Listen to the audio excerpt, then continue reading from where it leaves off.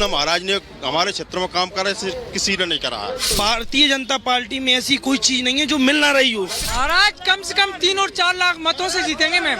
Bharatiya Janata party ने हमको सब कुछ दिया है। लोकसभा चुनाव के 2 चरण पूरे हो चुके हैं। अब तीसरे चरण को लेकर चुनावी गहमागहमी जारी है। गुना शिवपुरी लोकसभा सीट पर बीजेपी ने कांग्रेस के कोहिनूर रहे ज्योतिरादित्य सिंधिया को अपना प्रत्याशी बनाया है। गुना शिवपुरी लोकसभा में 8 विधानसभा है, जिनमें 6 सीटों पर बीजेपी और 2 पर कांग्रेस का कब्जा है। तो इस समय हमारी मौजूदगी शिवपुरी में है और आपको बता दें कि ज्योतिरादित्य सिंधिया जो कि गुना सीट से लोकसभा प्रत्याशी है, भारतीय जनता पार्टी की ओर से केंद्रीय मंत्री हैं और महाराज की भी उपाधि उनके पास में है। उनके परिवार का गढ़ रहा है, अजय रहा है अगर हम गुना सीट की अगर बात करें। लेकिन 2019 के चुनावों में ज्योतिरादित्य सिंधिया को हार का सामना करना पड़ा था और बीजेपी ने ही उनकी सीट पर सेंध लगाई थी। चूंकि इस बार बड़ा परिवर्तन हुआ, ज्योतिरादित्य सिंधिया बीजेपी में शामिल होते हैं और बीजेपी की ओर से गुना सीट से उन्हें चुनावी मैदान में उतारा गया है।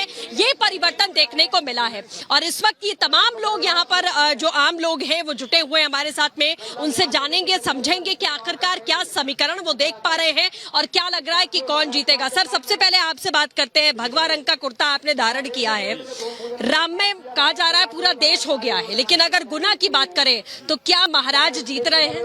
महाराज सबके दिलों में मतलब विराजमान हैं और मैं तो धन्यवाद दूंगा कौन का, प्रधानमंत्री जी का, मोदी जी का, उनकी योजनाएं और उनका जो काम करने का, और जो महाराज साहब को दोबारा यहाँ टिकट दिया तो हम सब जनता और क्षेत्रवासी पहले तो हम धन्यवाद देते हैं पार्टी को और हमारे मोदी जी को। अब रहा महाराज साहब के सब कार्य करने में, रेलवे बोला है, आपके पूने नदी उसका पुल बहुत सालों का था, बड़े महाराज के सपनों का साकार करना था, तो आज वो पुल भी तैयार हो गया है।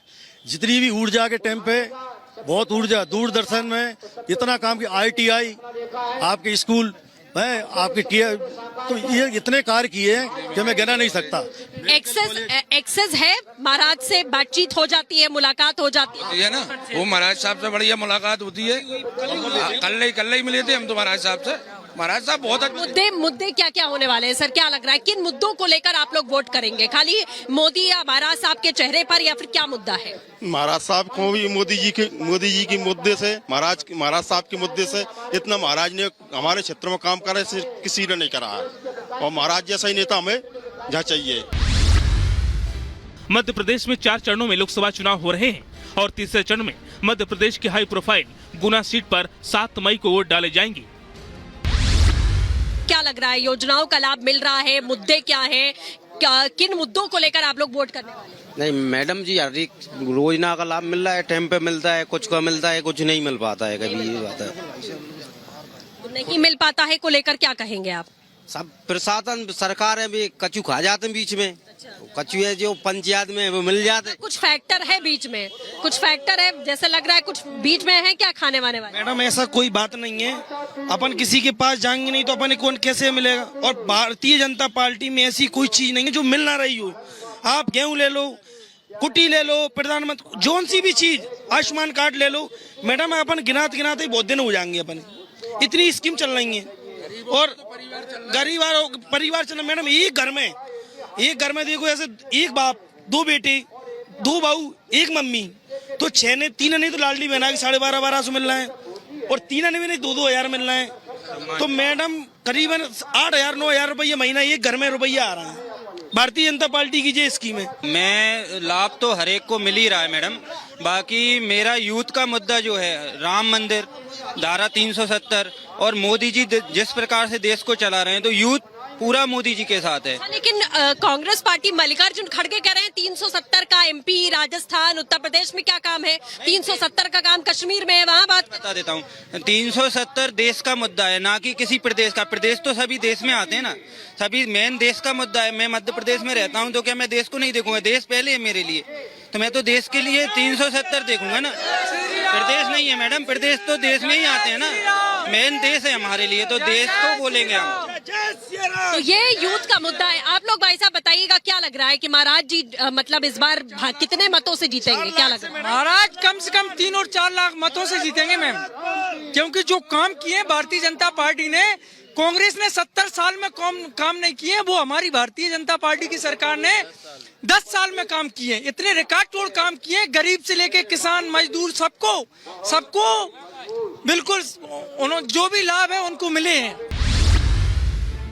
मध्य प्रदेश की इस बेहद हाई प्रोफाइल गुना लोकसभा सीट को सिंधिया राज परिवार का गढ़ माना जाता रहा है, लेकिन 2014 का चुनाव 1,20,792 वोटों से जीतने वाले कांग्रेस प्रत्याशी ज्योतिरादित्य सिंधिया को 2019 में बीजेपी प्रत्याशी डॉक्टर केपी यादव ने 1,25,549 वोटों से हरा दिया था।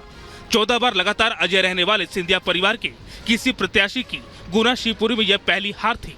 दरअसल बीजेपी के टिकट पर चुनाव जीतने वाले केपी यादव पहले कांग्रेस में ही थे और ज्योतिरादित्य सिंधिया के खास लोगों में शुमार थे। आप लोग बताइएगा क्या लग रहा है, आपके महाराज यहाँ पहुँच रहे हैं, दौरे कर रहे हैं, आप लोग के बीच में आ रहे हैं, कौन जीतेगा इस बार? महाराज जीतेंगे। काहे जीतेंगे? क्योंकि बीजेपी ने सब कुछ गरीबों को कुटीरें, प्रधानमंत्री आवास, लाडली बहना, वो बहुत सारी योजनाएं चलाई है, इसलिए जीतेंगे। क्या मुद्दा है भैया आपका, क्या सोच के जाएंगे वोट करने के लिए? वोट करके सोच के जाएं, भारतीय जनता पार्टी ने हमको सब कुछ दिया है, जो कांग्रेस पार्टी थी पहले उसने कुछ भी नहीं दिया। आजकल मेरे घर में ही बता रहा हूँ 3 लाख रुपए साल के भारतीय जनता पार्टी दे रही है। किसान सम्मान निधि है, लाडली बहन योजना है, ये मुझे सब कुछ मिला है।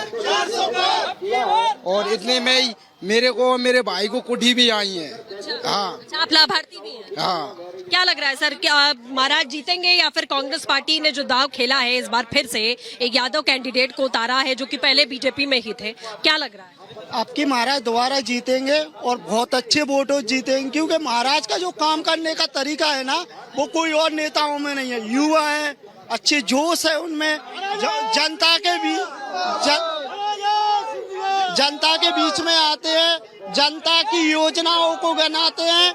और मेरे मामा के लड़के को उनने फ्री में इलाज कराया दिल्ली में, आज वो बहुत अच्छा है और महाराज ने बहुत अच्छे तरीके से उसको हॉस्पिटल में भर्ती करवाया था।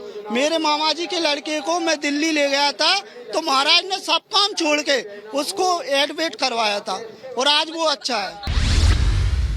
गुना लोकसभा सीट में 8 विधानसभा क्षेत्र गुना, बमोरी, शिवपुरी, कोलारस, पिछौर, चंदेरी, मुंगावली और अशोकनगर आते हैं। 8 विधानसभा सीटों में से 6 पर बीजेपी का कब्जा है तो 2 पर कांग्रेस ने विधानसभा चुनाव जीता है। आप लोग जरा बताइएगा क्या माहौल लग रहा है भैया, कौन जीते? अब की बार महाराज जीतना चाहिए। और विकास की बात करें तो विकास तो उन्होंने ऐसे किए हैं जो सभी यहाँ के स्थानीय सभी लोग जानते हैं, बहुत अच्छा काम किया है विकास के दौर में। ज्योतिरादित्य सिंधिया को लेकर इस बार कांग्रेस ने भी घेरेबंदी की है।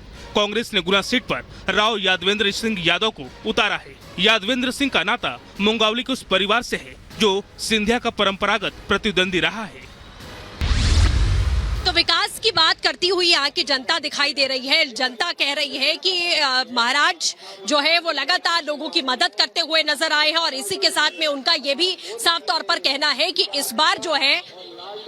इस बार सीधे तौर पर जीत ज्योतिरादित्य सिंधिया की होने वाली है। ये दावा किया जा रहा है यहाँ की जनता की तरफ से और कई लाख मतों का अंतर भी देखने को मिलेगा, ये यहाँ के लोग कह रहे हैं। विजय संजय के साथ सृष्टि पांडे, रिपब्लिक भारत।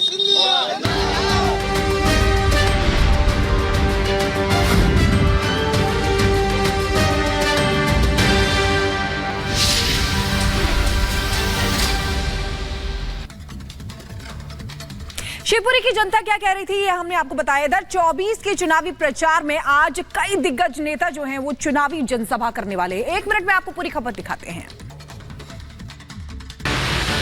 2024 का चुनावी किला फतेह करने के लिए बीजेपी पूरी तरह कमर कस चुकी है। 2 चरणों के बाद अब बारी तीसरे चरण की है, जिसके लिए बीजेपी के तमाम दिग्गज नेता लगातार मैदान में हैं, चुनाव प्रचार कर रहे हैं, जनता से आशीर्वाद मांग रहे हैं। आज की बात करें तो गृह मंत्री अमित शाह 80 के 80 किला फतेह करने के लिए उत्तर प्रदेश दौरा पर रहेंगे। कासगंज, मैनपुरी, इटावा और कानपुर में जनसभा को अमित शाह संबोधित करेंगे। इसके साथ ही पार्टी अध्यक्ष नड्डा की बात करें तो वो वेस्ट बंगाल और ओडिशा के दौरे पर रहेंगे। ओडिशा के गंज में सार्वजनिक बैठक को संबोधित करेंगे। इसके बाद नवरंगपुर में पार्टी प्रत्याशियों के लिए वोट मांगेंगे। उत्तर प्रदेश के मुख्यमंत्री योगी आदित्यनाथ भी लगातार चुनावी सभाओं को संबोधित कर रहे हैं। सीएम योगी आज यूपी के बरेली, बदायूं और एटा में रैली करेंगे। जनता से वोट की अपील के साथ प्रत्याशियों के लिए जीत का आशीर्वाद मांगेंगे। Bureau report, Republic Bharat.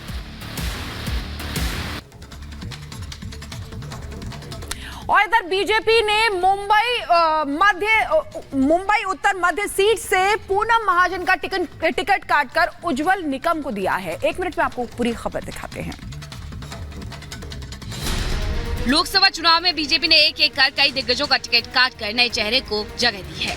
अब इस लिस्ट में मुंबई उत्तर मध्य सीट से सांसद पूनम महाजन का नाम भी शामिल हो गया है। बीजेपी ने पूनम महाजन का टिकट काटकर वरिष्ठ वकील उज्जवल निकम को प्रत्याशी बनाया है। बीजेपी से टिकट मिलने पर उज्जवल निकम ने पार्टी का आभार जताया है। उन्होंने कहा कि बीजेपी ने मुझे ये बड़ी जिम्मेदारी दी है, ये मेरी दूसरी इनिंग की शुरुआत है। मैं बहुत खुश हूँ क्योंकि एक बहुत मेरे पर जिम्मेदारी है। Second inning of my life है, क्योंकि आज तक तो मैं कोर्ट ऑफ लॉ में प्रैक्टिस करता था। आज मैं से टेम्पल ऑफ डेमोक्रेसी में मौका मुझे मिलेगा, ऐसी मेरी उम्मीद है। उज्जवल निकम 26/11 मुंबई हमले में शामिल आतंकी अजमल कसाब को फांसी दिलाने वाले वकील हैं।